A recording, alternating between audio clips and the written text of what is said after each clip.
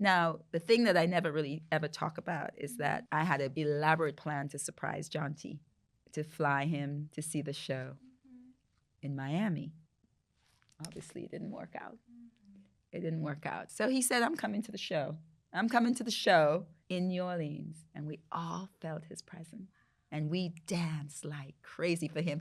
Oh my gosh. There's a video of me and Jefferson and Ingrid and my friend Anthony. We are going nuts. It was special. It was sadness and happiness at the same time. It was sunshine and rain. It was up and down.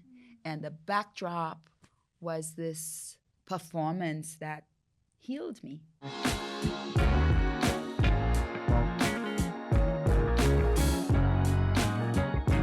Hi, everyone. Welcome to Sunshine and Rain, a podcast centered around the joys and the pains of pivotal life moments and the good that can come when you give yourself the time and the space to heal. I'm your host, Victoria Fortune, and today we're discussing how some grief can help us appreciate how big our loves are.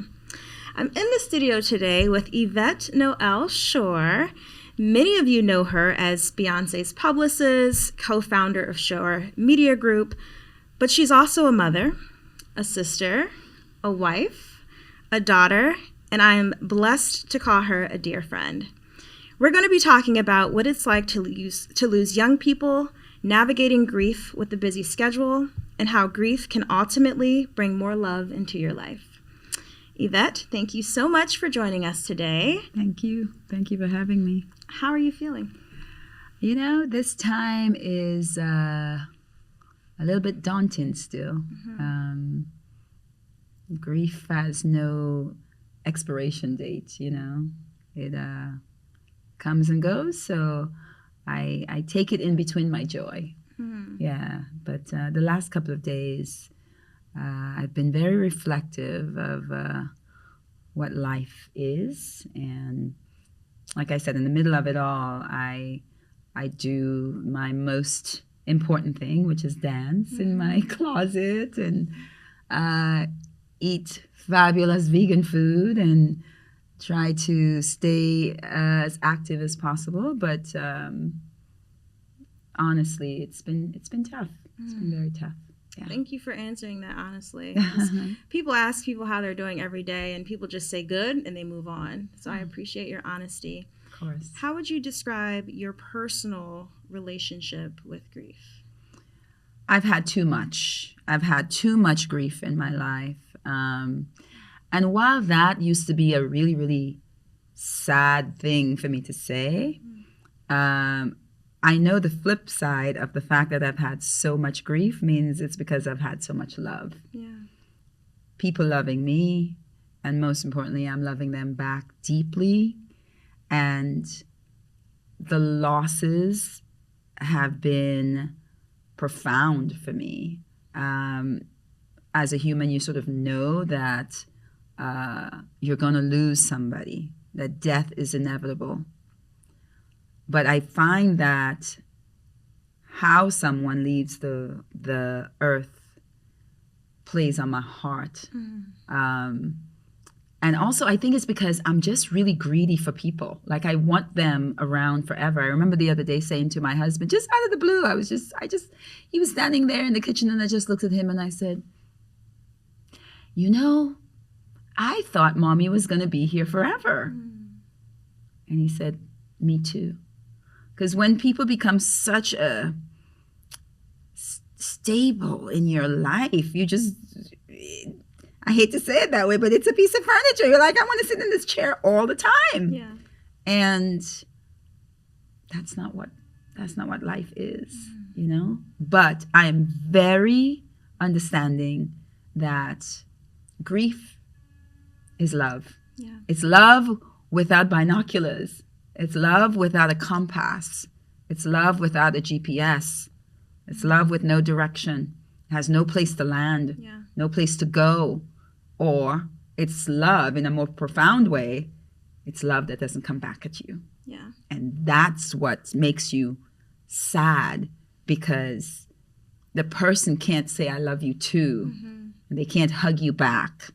and you can't hear that familiar voice that needs to say nothing. They can say rah, rah, rah, rah, rah, but because you hear their voice, you're comforted, and now you can't hear it. You can hear it in videos. You can hear it, because you taped them, but it's not something that could be a back and forth conversation, and that makes me sad. That makes me sad. You mentioned the heartache that you feel. Mm-hmm. Is there something that lessens the pain for you when you start to feel that heartache? Dancing. Yeah. Yeah. Any good Bob Marley song.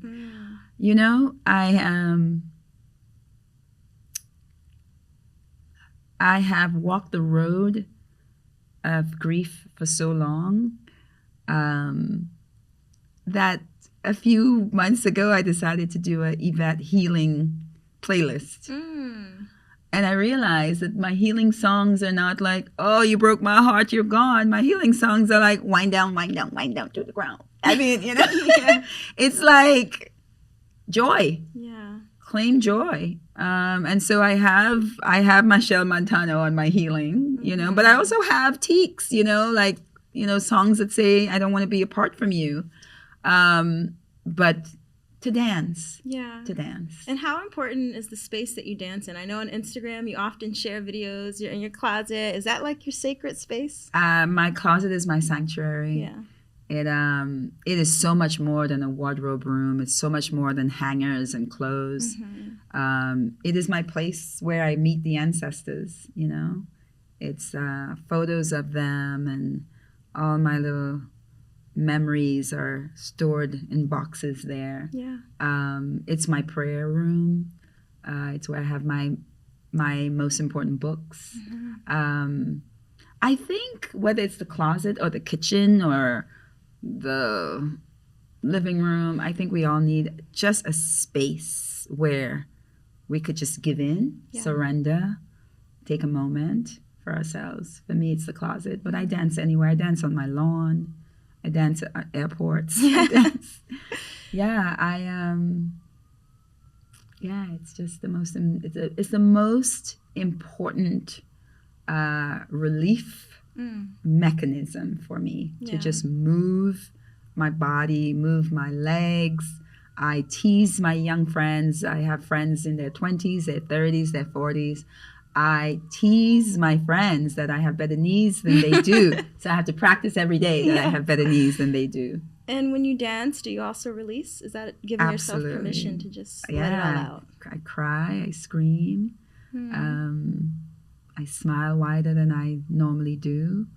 But I mostly just dance. And I'm free. And I don't care what I look like. And many times my husband has caught me in the closet just dancing. Sometimes the music is on and sometimes it's not. I don't know lyrics at all. I don't remember lyrics. When the song is playing, I could kind of remember some, but I don't just know lyrics. Mm-hmm.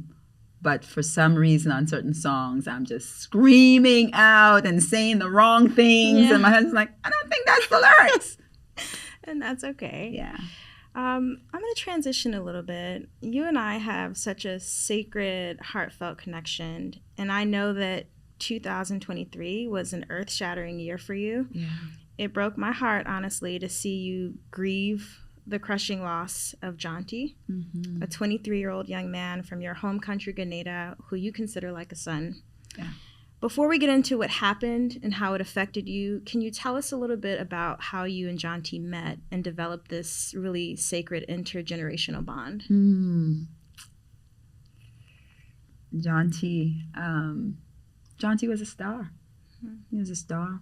You talk about singers and dancers and movie stars, and we make that a session based on some amazing art that they put out in the world.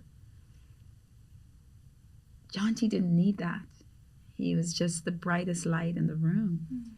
And I met him when he was about 17. I went home to Grenada on a vacation. And I went to the supermarket, which is another sanctuary of mine. I just love supermarkets. Yeah. And after probably 2 hours in the supermarket, not buying much but maybe a mango, I came outside and there was this bright light outside. These cheekbones, this smile, this young boy anticipating saying hello to someone. Mm-hmm. So I'm turning around looking at who is worthy of that smile coming from this young man, and I realized no one else was coming out of the supermarket at that particular time. Yeah. So I realized, it's for me, and I don't know this kid. And he came up to me and said, I know you. Told me where he's from. We're from the same parish, not the same village, but the same parish. And hours later, I'm still standing there talking to this young man about his life, who he is, how much he felt loved by his mom and dad and his brother. There was something about him that I instantly wanted to protect him. And I remember the first thing I said to him was, take my number. Yeah. I'm going to protect you. Anytime I come home, you can Wow. call me anytime. You have WhatsApp? Yeah, got WhatsApp. Okay. We just stayed in touch. And every time I went home, even when I tried to not tell him I was coming home, he knew I was home, And we bonded on a number of things. We bonded on our love for Grenada. We will fly that flag, that nutmeg flag, higher than anybody else. We love to boast that we're from the big parish.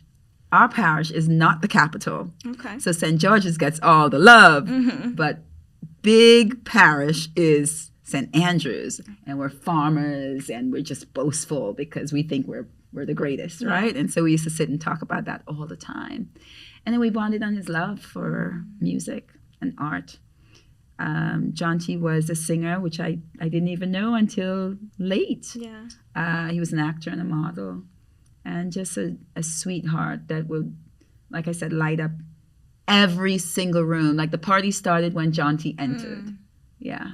Is there a specific moment that you had with Jonty that you never, ever want to forget?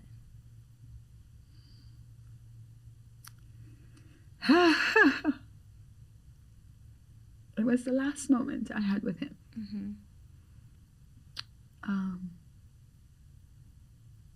It was April of 2023, and I suddenly had the urge to go visit because I was getting ready to go on tour. And I said there were two people I must see and hug, because then I would be gone from May to October. And those two people would be Jonty and my granddaughter, who was living in Grenada at the time. And I remember scolding him because I said, we have to have lunch. And we went to this restaurant on the beach at this amazing hotel that my friend Barry Collimore owns. And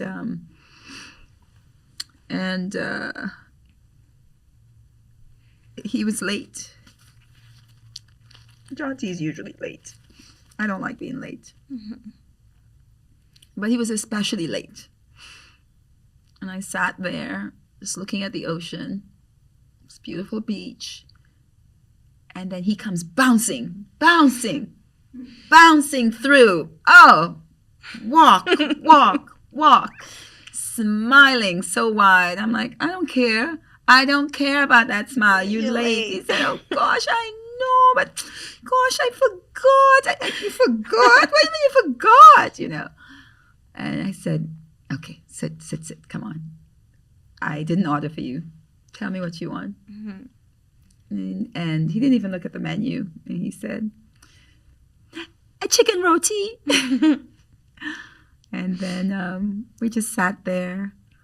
And after we ate, we walked out onto the beach. We had taken our shoes off to walk on the beach. And he started screaming, oh, the sand is so hot. I'm like, you live here. What do you mean? And then he started singing a song, And he's like, the sand is very hot. The sand is very hot. The sand is very hot. And we were dropping it like it's hot. The sand is very hot. And he took out his camera Mm-hmm. and he started filming me. And like, the sand is very hot. Ah! And then we started making fun of anybody that was not in that moment with us. And we're like, who are the people who are not here on Grenadian's beach? Who are they? Oh, they can't even touch us. And then the last couple of days I was there, I kept calling him, you know, like, are you going to come? I'm up packing. Are you going to come? And he said, I'm working late. And I said, okay, well, come see me in the morning. And for the life of me, I can't remember if he ever showed up the next morning to see me off. But I know I spoke with him until about 4 o'clock that morning. Yeah. And I spoke to him a couple of times after I got in Europe. And then there was a 10-day span between his calling me and me getting the time to call him back. And in the middle of it, my daughter-in-law sent me a video of him sitting in a yoga studio, singing a very solemn redemption song by Bob Marley. Wow. And I said to her, why does Jonty look so sad? And she said, no, he just wanted to hit every note. I said, okay. And then she texted me back and she said, I just told him I sent you the video, and the smile on his face. And then I remember going into my phone and saying, okay, put it in your calendar, tell somebody to remind you have to call Jonty back. And I remember going into my phone and looking at the message, and it said, I know you're very busy on tour, but I have something I want to tell you. Please call me. So when I walked into the tour on the 17th of June, I said, okay, just guys, make sure I call Jonty. I didn't call Jonty because at that time we were gearing up for Juneteenth. Yeah. And I was really adamant about getting all the names right of who all of the designers are going to be that's going to be featured. Yeah. And so I came back the next day on the 18th because we had back-to-back shows in Amsterdam. And I said, I'm going to call Jonty. Today is the date. It's Father's Day. I'm calling Jonty even before I call my husband to wish him Happy Father's Day. And then I saw a notification from Instagram. And I was like, oh, I thought I took off notification. I hit it. And it was a young woman who I'd given a scholarship to. So I thought, oh, let me attend to that right away. I hope she got her money. And it said, Miss Yvette, I think something terrible has happened to Jonty. So I just sort of closed my phone back, and then I just started calling him because I was like, oh, my goodness. Oh, that's the reminder for me to call him. And I kept calling, and I was like, he's not answering the phone, so I'm going to call our circle.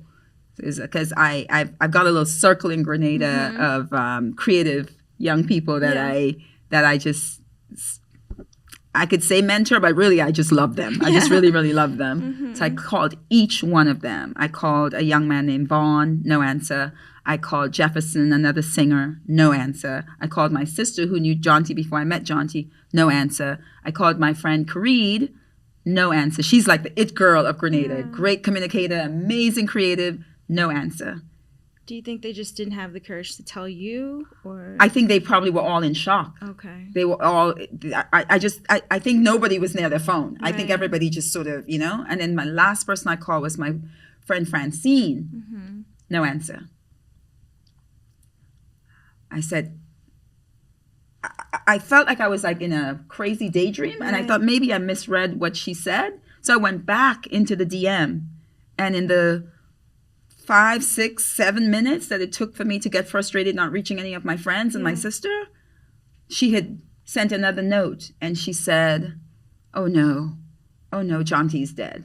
Oh my God. You had to read about it via a DM. Wow. I just fell to the floor screaming.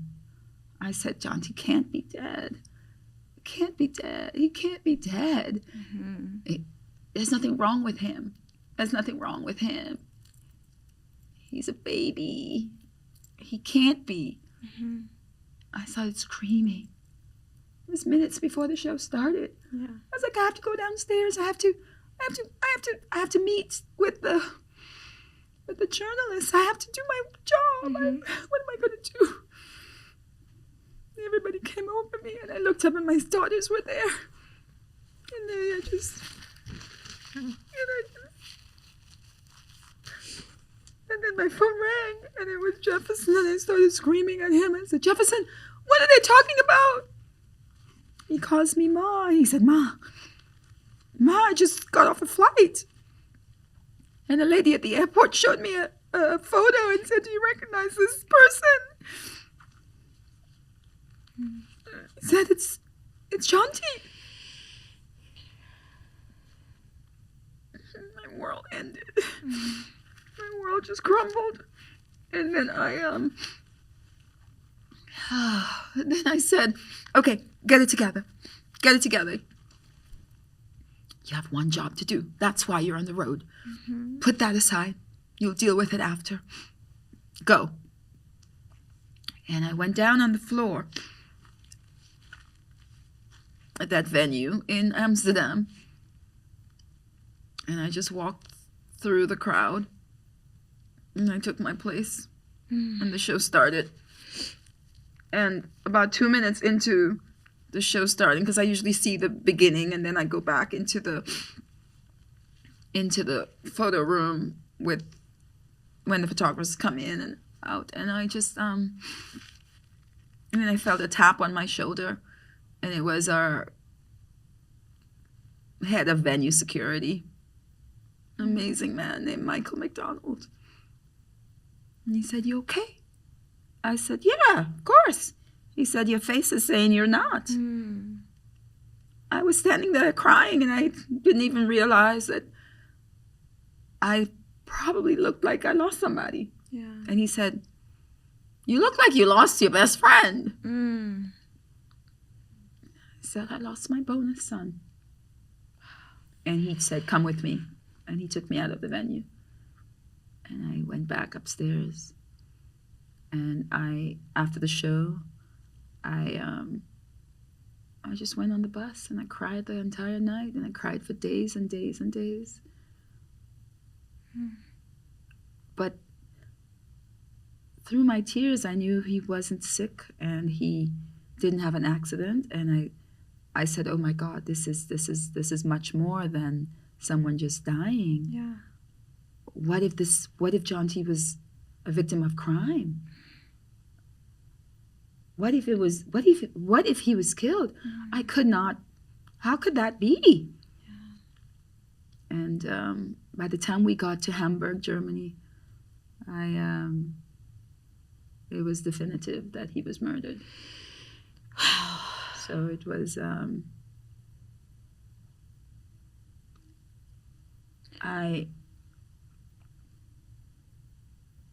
I've lost 2 very young people before Jonty, my grandniece and my grandnephew, who were murdered. In Grenada as well? No. Okay. In the Bronx, by the hands of their mom. Wow. And they were babies. One was 4, the boy was 4, and the girl was 4 months. And I lost my brother, who was 35 and was in an accident in Grenada.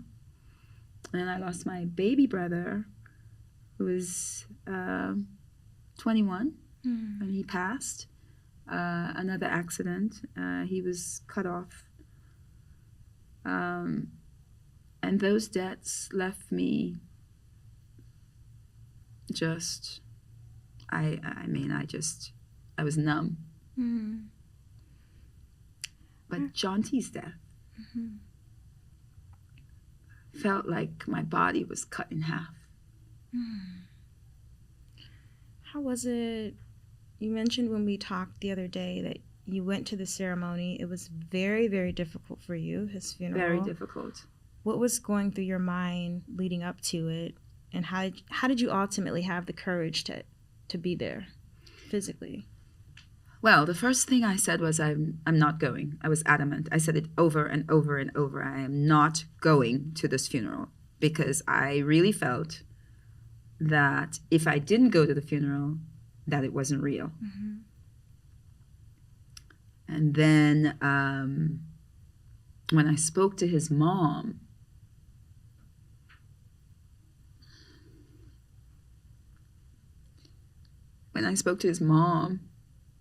and she said to me, I'm not going to bury my son until you get here.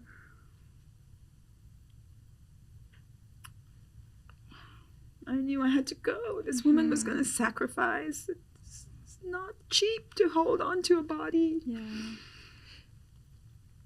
it's her son. But she understood the friendship. She told me. Yeah. She told me that when he met me, the day he met me, all those years ago, he came home and he said to her, Mommy, don't get upset. Mm-hmm. I think I just met a second mom. And she said, I was saying, I can't wait to meet this woman. Who is this woman? I knew I had to be there. It wasn't for Jonty that I went home. It wasn't for Jonty. There was nothing I could have done anymore. Mm-hmm. There's nothing I could do to bring Jonty back. But I knew I had to go home for Jonty's mom. Yeah. Because he orchestrated our friendship. He wanted that more than anything, for us to know each other. So I went home for her. Mm. And it was very difficult. As deep as I'm hurt, as real as my heartache, it can't be as deep as hers. Yeah. And to see her that day, there's a photograph of the two of us that I never want to. And I want to remember the feeling of what happened that day. And I don't want to ever hear another mother scream the way she screamed in that church. She screamed. You heard it, and then you felt it in your gut. Mm-hmm. She's having a hard time still. And I saw her recently. I surprised her.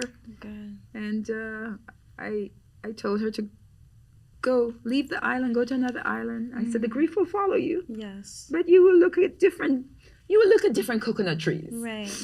And I met her in Tortola, surprised her. Yeah, that's I so beautiful. Pretty much lied to her and told her I wasn't coming. Yeah. And then I showed up, and in between our tears, we did a little twerking and whining on the beach in his honor. So that was fun. Yeah. As you mentioned that your relationship with Grenada has changed as well. It did. I mean, I will always love Grenada. Will always love Grenada. Grenada is my home. Grenada taught me everything. But for a moment, I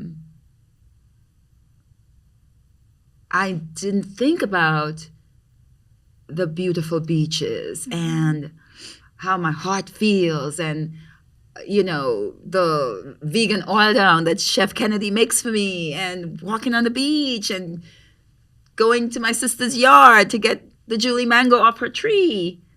I only thought about a purple coffin with a beautiful young man in a purple suit. So until I could get those images out of my head, I said I'm going to wait, because when I returned to Grenada, I wanted to be joyous. Yeah. I want to hug the rainbow trees.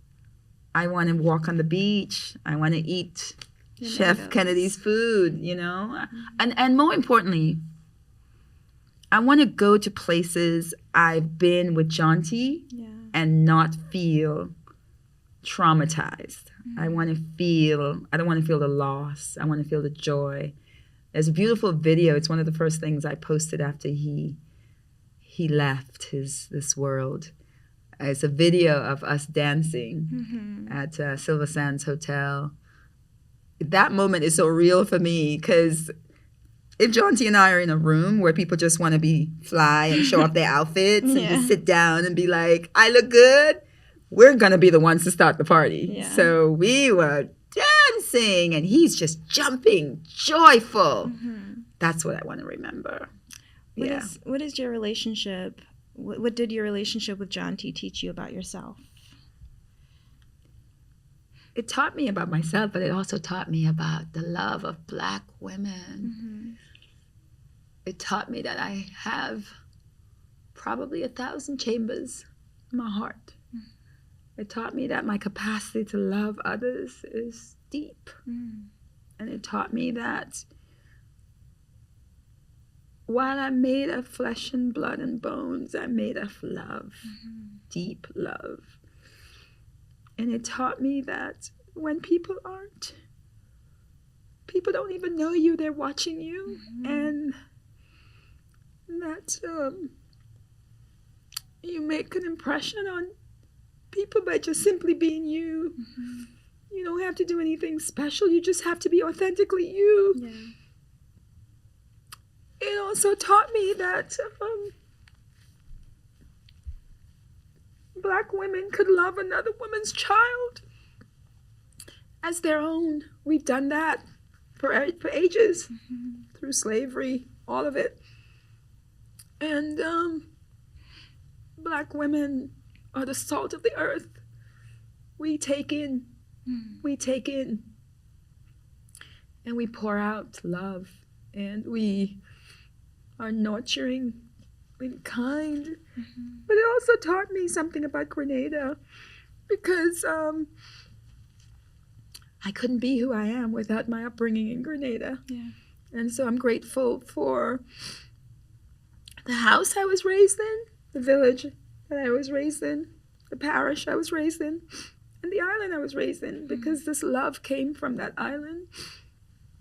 And that's why I can't deny my love for this beautiful, beautiful creature, this tall, smiling, dancing, amazing kid that lives on.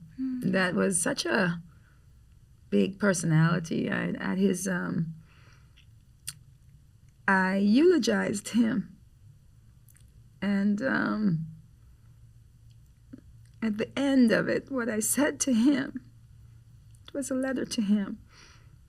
I'm not sure I saw anybody while I was talking at the funeral. I only saw his coffin. I only saw him. I didn't see anybody else in that church. It was a personal letter to him, and I promised him that I will search for him in every rainbow, on every cloud, every crashing wave, every grain of sand. I will find him. And people around the world have begun sending me rainbows. Every time they see a rainbow, they take a picture and they say, "There's Jonty." Wow. And I post it on my stories. I do it as often as they send it. That's beautiful. And so, yeah. The videos and photos that you have of Jonty, what is it like revisiting those photos and videos in your phone now? He comes alive.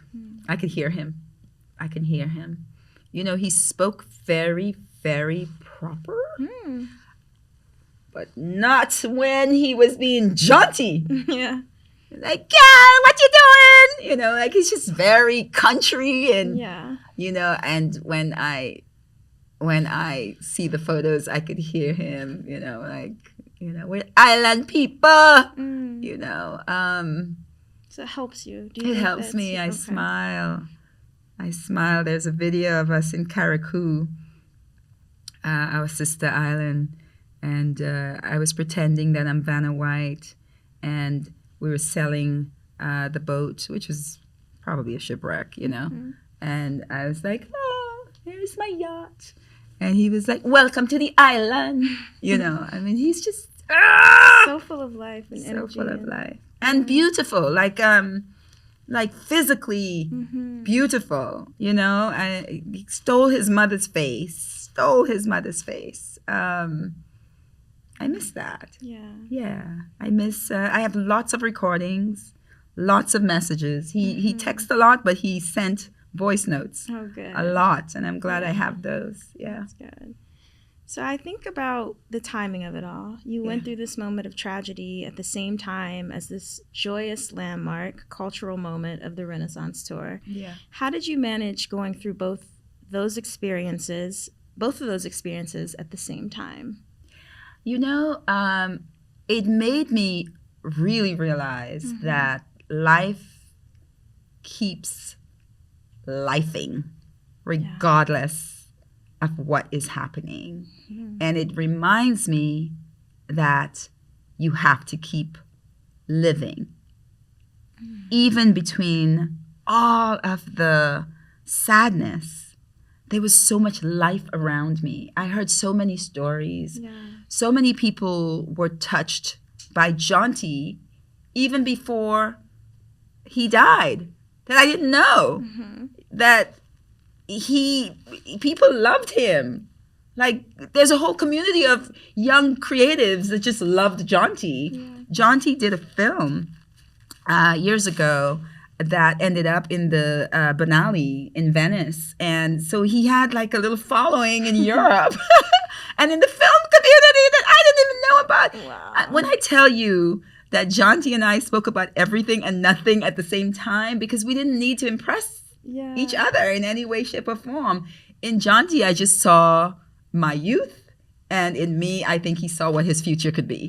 And it was so amazing to be in the middle of that tour and look up and see the Grenada flag, or to see somebody like screaming to get my attention so they could tell me, we love Jonty. Yeah. You know, there's so many moments when I ran up to meet total strangers, you know, or to hug. And it wasn't just the Grenada flag, you know. A lot of Caribbean kids came to the tour with their flags because I always have a flag. Yeah. So I saw Trini flags and I saw Guyanese flags, and it was special. Yeah. You know, I cried a lot and I danced a lot. And when I came back from the funeral, I missed maybe 2 shows, and I came back. He was buried on July 13th. Wow. I flew back on the 14th, and I think I joined the tour on the 15th. And oh my goodness. The first show I went to, I wore a Jonty t-shirt. Oh my goodness. It was, folks were like, I need that t-shirt. Yeah. I ordered the t-shirt for a lot of people. It was special. It was sadness and happiness at the same time. It was sunshine and rain. It was up and down. And the backdrop was this performance that healed me. Yeah. I looked forward to every show. My colleagues on the road, they literally hugged my heart every single day, every single person. I had therapy. It's beautiful. On tour. Yeah. Thank you to every single person at Parkwood that knew that was necessary. I met the best female Black therapist. Good. A woman named Sarita. I'm so glad. That probably crossed the line of professionalism because we became friends in the second that we met each other. And I poured my heart out to her. And sometimes it's hard to speak to a therapist who doesn't speak your language or know your journey. And with her, as a Black woman, she understood. She understood what I said to you earlier about Black women just loving the way we love our nieces and our nephews. It's you different. know, like it's very different. Yeah. That tour saved me. Wow. That tour saved me. The music saved me. The personnel saved me. Her fans saved me. My colleagues. I want to say that Justina, who I work with, who runs Parkwood, always says this one thing over and over. She says, God is a fan. I've never believed it more than during the tour. God is a fan. Because who else would mastermind my 2 daughters being on the road with me? Wow. Who else would make sure I had hugs at night? Yes. When I was just falling apart? Who else would make every single person on bus 5 become my children? Yeah. That would stay up with me. Yeah. That would hear me cry. That would be there. We became a family. Our bus driver, Joe, he said to me, you made me believe in humanity again. Wow. The way you love so deeply. We still stay in touch. Yeah.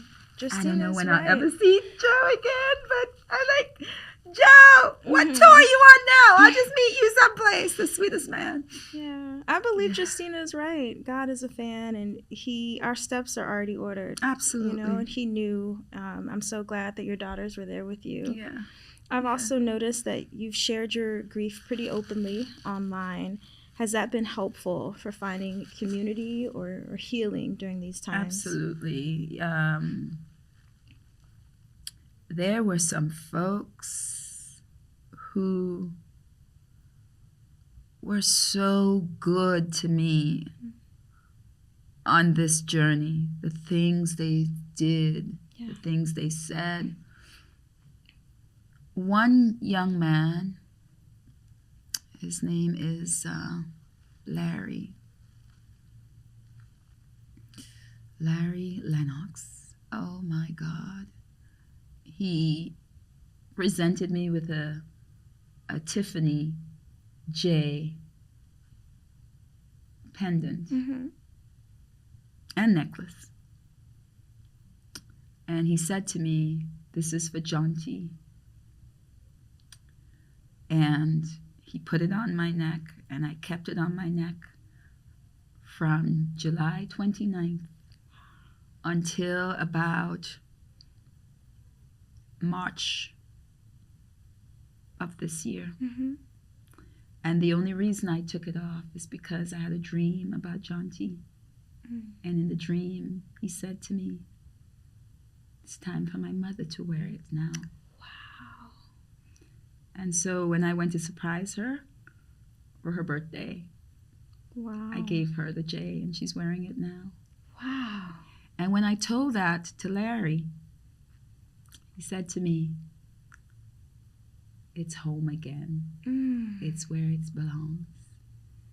He never felt she gave away my gift. Yeah. He knew that gift was a healing for me for some time, and that the remainder of it had to be what Jonty's mother needed. Do you believe that when people transition, they come and visit you through dreams? All the time. Was that his first time coming to visit you? Yes, in a dream. In a dream, yeah. He came to visit me for real in Please New Orleans. share. I invited one of my best friends. Her name is Ingrid. She's a healer. She's a deeply spiritual woman. And we raised our kids together, especially my first son, Michael, was born around the same time. She had 2 boys, and so those 3 boys. And then her last 2 came around the time I had my girls. So did I meet her at Thanksgiving a few years ago? Yeah, you did. Okay. Yeah. She's fabulous. She's from Trinidad. And I invited her to New Orleans because she had never come to the show. I'm like, how could you be my friend forever and not have seen the show? Yeah. So I invited her to the show, and I got to New Orleans the day before she arrived. Actually, the morning of, and then her flight was later. And when I walked into, let me go back by saying Houston was just before New Orleans. And in between Houston and New Orleans, I had a very, very bad night on the bus. I got up to use the bathroom. I was very, very sleepy. My cognitive just was not there. Yeah. I needed to sleep. And the door of the bus came back and squeezed my finger, and it took about 5 minutes before it bled. And I'm just beginning to get my nail back. Like I almost lost my finger. Oh my God. And so I was in New Orleans calling another friend who was there saying, go to the pharmacy. I already called a nurse, get me some stuff. I needed some, it was bad. Yeah. It was bad. But I knew when Ingrid come, I would be healed because this girl, she will know the right thing to say. She'll know the right thing to do. She's a good friend to have. Oh, she's amazing. Yeah. I walked into the hotel room and I said, come on, Jonty, stop.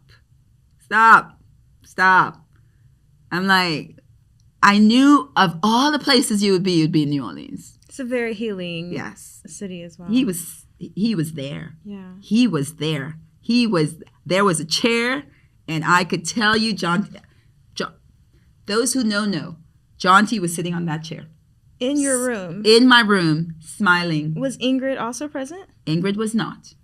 Ingrid was on her way. She would land hours later. Wow. Hours later. Okay? Hours later. She would have to get her suitcase. She would have to get in an Uber, and then she'd have to come to the hotel. She'd have to stop. She'd have to get her key. That's going to take some time. Mm-hmm. She walked in the room and she said, oh, he came to see you, huh? How did she know that? Listen, those who believe, those who are guided by the Spirit, understand. Now,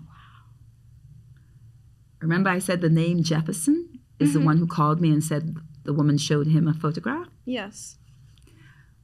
I also invited Jefferson, my other incredible bonus son, Grenadian singer, to come to New Orleans. I'm like, Jefferson ended up performing in New Orleans. We went to this club he took over. We were having such a good time.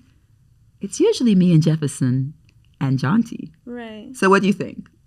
Of course, Jonty was jealous. He was like, what? What? Wow. Jefferson is seeing the show? He came. Now, the thing that I never really ever talk about is that I had an elaborate plan to surprise Jonty, to fly him to see the show in Miami, because Miami is the closest. Yeah. Obviously, it didn't work out. It didn't work out. So he said, I'm coming to the show. I'm coming to the show in New Orleans. And we all felt his presence. Wow. And we danced like crazy for him. Oh my gosh. There's a video of me and Jefferson and Ingrid and my friend Anthony. We are going nuts. Wow. We are going nuts, And then there are two dances. I got close to all the dances, but there are two dancers in particular that were so moved by Jonty's loss. Three, Amari, who also lost her brother while we were on the road, and Honey, and Jonty.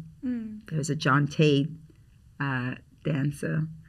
And that night in New Orleans, Jonty said to me, I'm dancing for Jonty tonight. Wow. I never told him that I had that encounter in the hotel. The spirits move. They move. And when he came to visit you in the hotel, did he say anything, or you just saw his presence in the chair? I just saw his presence in the chair. I saw his great smile. Did his little wiggle. I said, we're going to be dancing. You feel good? Oh, I felt so good. Okay. But I said, I'm not going to tell anybody. Yeah. I'm not going to tell anybody. And when Ingrid came in the room. How did she know? She said, wild.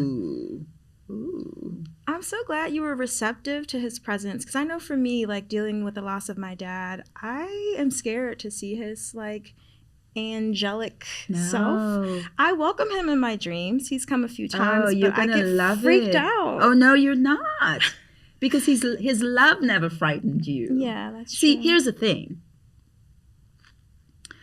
We are humans. We're made of flesh and bones, a lot of blood, a lot of water. Yeah. And we think in the physical sense, and what we lack is the ability to think in the spiritual sense. Yeah. Because the truth is, what we leave behind, even when we leave a room, we don't leave a leg in the room. Right. We leave our aura. We leave our spirit. Yeah. So once we learn to love the spirit of somebody, when they visit us, it's not daunting. Yeah. There are no ghosts. That's a boogeyman nonsense. There's nothing like that. There's no ghosts. There are no ghosts. Yeah. They're spirits. They're spirits. They're spirits that never go back to the flesh. Yeah. That's what they are. I need to talk to Ingrid. I have to set that up. Yeah, you do. Yeah. Does she do Reiki too? She does. Okay. We'll talk. She does. You mentioned a few songs that remind you, of Jonty. You mentioned the last song that you have video of him singing. Yeah. The Bob Marley song. I'll send that to you. I would love that. Yeah. Are there other songs that help you heal, or that when you hear it, you immediately think of Jonty? 2 songs. Never Be Apart.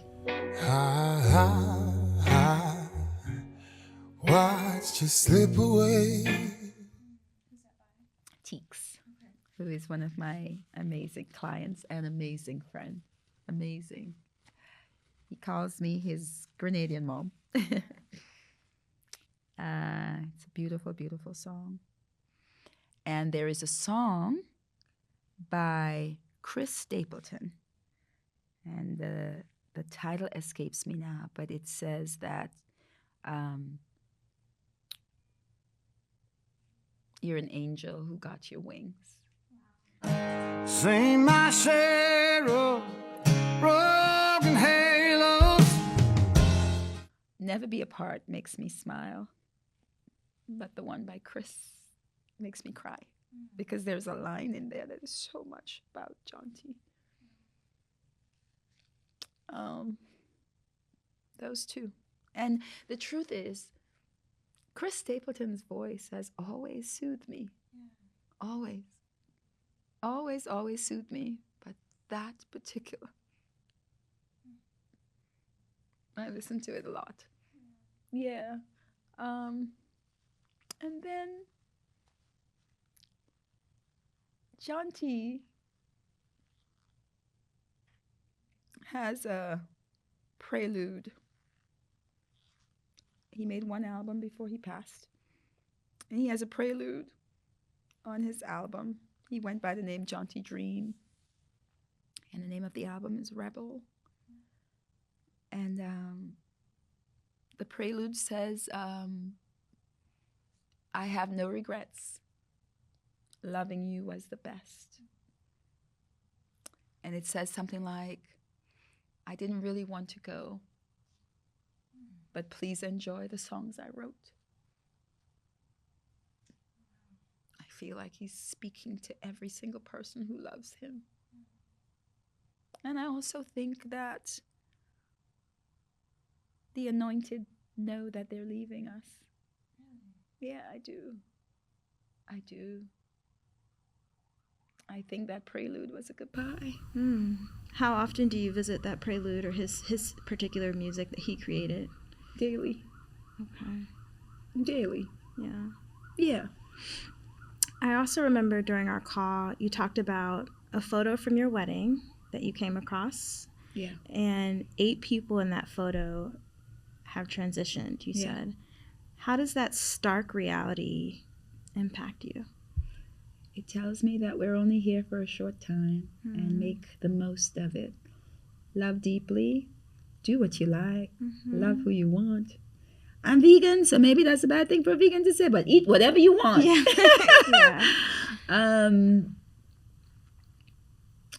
Death is another realm that happens to humans. It's just another, it's real. Yeah. It's inevitable.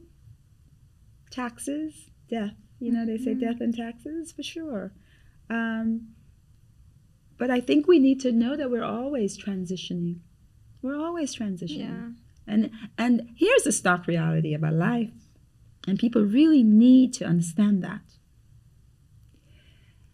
Every day we live is one day less that we are going to be on this planet in the way we know it. Every day we live. Every day. Yeah. You've got to make use of every day. And you have to understand when people come into your life that you don't know yet what they will mean. You don't even know yet how long they're going to stay. Yeah. And you have to be open to that meeting. You will know quickly if they're not supposed to stay for more than a second. Yeah. You will know quickly. Hopefully your discernment is on peak, right? And you could be like, ooh. You know, I have a little thing in the back of my head that goes, and I say, let me run away from that person. And then there are those that you're just drawn to. Right. And the minute you meet them, you're already hugging them. You're already offering them your number. You're already telling them, I want to protect you. Yeah, your experience with Jonty. Yeah. You mentioned in your Essence interview that if you're loved, you have a responsibility to love. Absolutely. Do you think going through those losses helped you see more clearly the magnitude of your own love? Yes.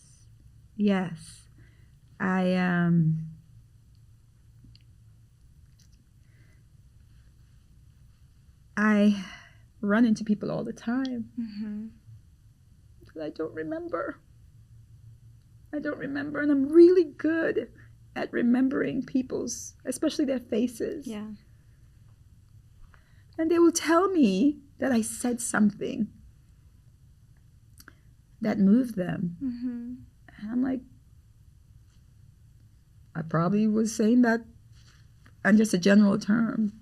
Words are so important. We don't know what impact it has on people. There was a young lady who told me a story that goes back to my years at Sony Music. She said she had come into the building contemplating suicide. Wow. And she ran into someone in the hallway. And she didn't expect to see anybody. It was pretty much of an isolated place. Yeah. And the person said, where are you going? She said, I'm going to use the bathroom. He said, well, I'm on my way to this intern talk because Yvette Noel-Schure is talking. Wow. She said she looked at the razor. And she put it in the trash. And she came. And she sat in the back of the room while I was speaking to the interns. And she said, you said something that day. And I wanted to live. Wow. And she said, I've been searching for you for years to thank you. She said to me that I have more protectors than a U.S. president. She said, nobody would give me your number. Oh. And I ran into her at an Essence festival in New Orleans. That made me know that we all impact others. Yes. We have to be careful with what we say and put out into the world. Absolutely. Because we're impacting people that we don't even know. Yeah. You just never know where your paths might take you, you know? No. But you've always been great at making sure people feel seen and loved and valued. Because we all have a story. Yeah. I am a lover of narratives. Oh, yeah. Like everybody has a story. Everybody's a book to me. Everybody's a book to me, and I'm only seeing the cover, so I want to know what else is in there. Yeah. You know? We're all special. We're all made special. I like to say this, and I learned this recently, and I use it all the time about the two most important days. You know, I used to think that it's when I hear people say that, I used to think about the dash, the poem, the dash, like the day you're born and the day you die. But the most important thing is what's in the middle, the dash, what the dash means. But there's another saying that there are two very important days in your life. The day you're born and the day you meet your purpose. And I know that I met my purpose very, very young. My purpose is to love. You have one of the busiest schedules that I know of. Like, how do you have the capacity to love so deeply and so hard with almost everyone that you interact with? Because I have 95 chambers. I told you that. No. Because I was loved. Yeah. And my grandparents and my parents, and my aunts and my uncles, they were not less busy than I am now. Yeah. In fact, they ran their own businesses. They had farms and they had stores and they had employees and they had things to do and they were community leaders and they were busy. They were busy and they worked in the dirt. Yeah. They did hard labor in the dirt, planting trees, like picking crops, doing all that stuff. I mean, I am busy, but the luxury of doing your work on a laptop as opposed to having to have a machete and cutting the grass and doing all that stuff. So when I think about how many days, how many hours did my grandfather have? Yeah. He had the same 24 hours that we all had. He just used it wisely. So I'm going to use mine wisely, and I'm going to love every second of the day. I'm going to show love. Even when people are mean to me, I'm going to show love. That's hard. I'm going to show love. You know why? That is hard. Because I'm going to be kind to the mean people. My mom says that. Kill them with kindness. But you know why? Yeah. They need it more than us. That's true. They need it more than us. They lack. Yeah. They lack something. So I'm going to pour it into them. And the lesson is not something they're going to learn the minute I show them kindness. They're going to think I'm stupid. They're going to say, hey, I was so mean to her and she's nice to me. And then as they're driving away, they're going to be like, oh my gosh. Yeah. I'm not a fool though. Yeah. Don't get it twisted, right? Don't get that twisted. Yeah. Before we wrap up, do you have any advice for the listeners or those watching who are dealing with intense loss or grief or the rainy period of their life right now? I would say for anyone going through grief, and like I said to you, mine is constant. Yeah. Surrender to it. Surrender. What does that look like? It means I'm down on my knees crying when I need to. Right. And it means that if I'm in the conference room about to go into a deep presentation that I studied for, got my deck ready, and it hits me, I'm going to excuse myself. Yeah. I am not going to pretend anymore. I'm so glad you said that. Because here's the thing. Yvette Noel-Schure is all kinds of joy. But Yvette Noel-Schure is an empath. And I feel very deeply. If you like the joy of me, you have to understand the empath of me that lives in pain sometimes. And if you pretend it's not there, like I said to Jonty's mom, Lindra is her name, I said to Miss Lindra, leave, take a quick vacation. Yeah. But I was also real with her that the grief is following you. It's not going anywhere. So you have to give into it because it's a journey. For some people, in 3 months, they're good. Right. Or they think they are. But for the most part, if you give into it the reality of the process, I think you're better off for it than pretending it doesn't exist. Yeah. Relinquish control. Like, it's going to be there. It's going to be there. Yeah. I loved deeply. So this loss is going to be profound. I cannot pretend this person just went into the grocery store and never came back. Yeah. They're not coming back. And that leaves a hole in my heart. That leaves a void. I loved when you were here. I loved our conversation. It made me feel whole. Yeah. And now I'm a little emptier because you're not here. So I'm not going to pretend that it's okay. It's not. But I have to eat so that I could survive. And I got to dance so I could prove to you that my knees work better than yours. Yeah. Right? So you still, you have to put things into different compartments. Yeah. Like on a Sunday, I like to just be in my house and just give in to what's happening. I want to pray and I want to do all of that. And then I got to get it together for Monday, Tuesday, Wednesday, Thursday, Friday. I have to okay, I'm still somebody's publicist. A lot of people publicists. I got to do my job. I've got a house, so I can't just sit and cry the whole time because I got to work so that I can pay the bills. Yeah. But if I'm in pain, I'm in pain. Yeah. I'm not going to pretend that it's good when it's not good. I'm not going to be a person when you ask me how I'm doing, I'm going to say great. Yeah. I'm going to say, girl, it's been rough this week, but I'm going to get through it. Yeah. Let's be real. Let's make grief. Let's normalize grief. Let's normalize pain. Thank you for saying that. Let's feel, you got to feel it, right? To know that something is wrong so you can treat it and get past it. But if you don't feel it, you won't know how to treat it. Yeah. Right? So like, you know, I'm nursing like a little bit of a shoulder pain, which is why I'm going to run and get a massage, right? Mm-hmm. But pain tells you what you're feeling, yes. that you're feeling something. Joy tells you what you're feeling. Yeah. The journey to grief should be real, surrender to it, and get yourself a passport so you can get back to joy. That is the point of this podcast, and I'm so glad you mentioned joy and pain.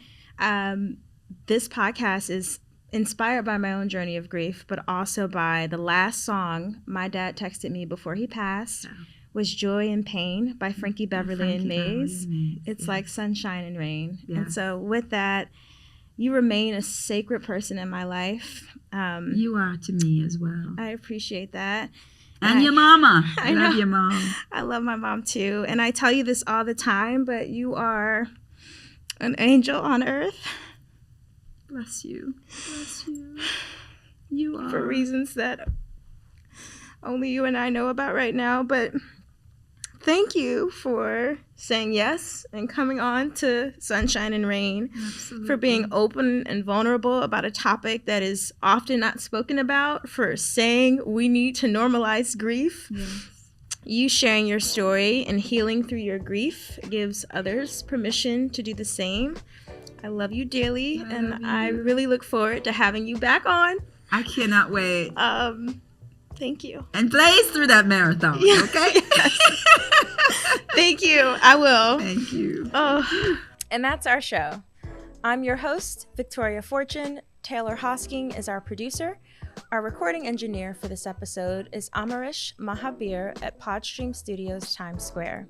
Our cover art was designed by Shaquille Greeley. Music is from Epidemic Sounds. You can join our community on Instagram at Sunshine and Rain Podcast, spelled out as one word. And if you enjoyed this episode, please subscribe to our podcast feed from wherever you listen to your podcasts. Thank you again for joining us, and I hope you have a bright and sunshiny day.